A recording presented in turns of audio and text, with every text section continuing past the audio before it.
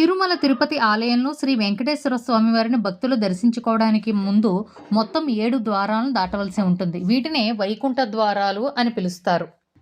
ఇప్పుడు వాటి పేర్లను గురించి తెలుసుకుందాం. మొదటి ద్వారం మహాద్వారం. ఈ ద్వారాన్నే పడికావలి అని పిలుస్తారు. ఇది ఆలయ బయట ద్వారం. రెండవ ద్వారం లోపలి ప్రాకార ప్రవేశం.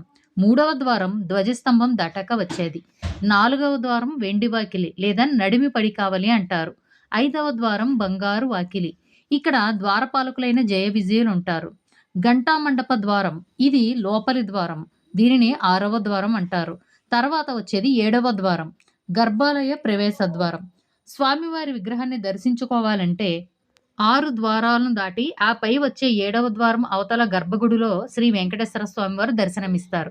వీటి అర్థం ఏమిటి అంటే మనలో ఉన్న బ్రహ్మనాడిలో 7 కేంద్రాలు ఉంటాయి. వీటినే మూలాధార, స్వాదిష్టాన, మణిపూరక, అనాహత, విశుద్ధి, ఆజ్ఞ, తుర్యం.